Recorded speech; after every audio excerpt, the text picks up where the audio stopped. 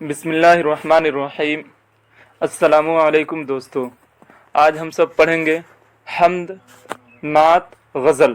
حمد کسے کہتے ہیں، نعت کسے کہتے ہیں، غزل کسے کہتے ہیں؟ سیٹیٹ میں بار بار اس سے سوال رہتا ہی ہے۔ تو پہلے جانیں گے حمد کے بارے میں۔ حمد کے معنی خدا کی تعریف بیان کرنا ہے۔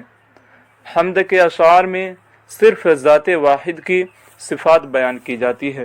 حمد میں صرف اللہ تبارک و تعالی کی صفات کو بیان کیا جاتا ہے۔ دوسرے نمبر پر جانیں گے نعت۔ نعت کے لغوی معنی وصف کی ہیں۔ نعت وہ صنف ہے جس میں حضرت محمد صلی اللہ علیہ وسلم کی تعریف و توصیف بیان کی جاتی ہے۔ حضرت محمد صلی اللہ علیہ وسلم کی حیات مبارکہ اور سیرت پاک کو نظم میں بیان کیا جائے تو اسے نعت کہتے ہیں۔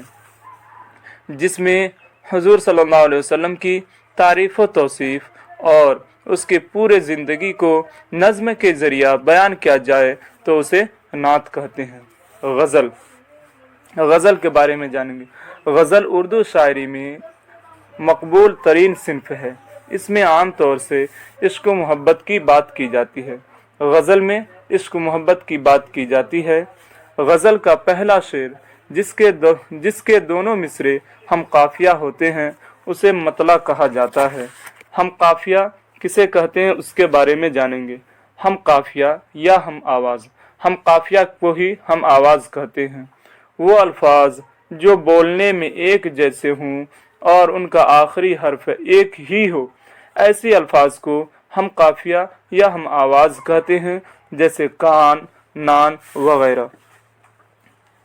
اور غزل کا آخری شعر جس میں شاعر اپنا تخلص استعمال کرتا ہے مقطع کہلاتا ہے۔ جس غزل میں ردیف قافیہ نہیں ہوتا ایسی غزلوں کو مردف غزل کہتے ہیں۔ ردیف کسے کہتے ہیں اور قافیہ کسے کہتے ہیں اس کے بارے میں جانیں گے۔ ردیف کے لغوی معنی سوار کے پیچھے بیٹھنے والے کے ہیں اور اصطلاحی معنی شعر کے آخر میں آنے والے الفاظ کے مجموعے کو ردیف کہا جاتا ہے۔ اب جانیں گے قافیہ کسے کہتے ہیں۔ قافیہ کے الفاظ کی آواز ایک ہوتی ہے لیکن الفاظ بدلتے رہتے ہیں، جیسے کام، نام، جام وغیرہ۔ خدا حافظ دوستو۔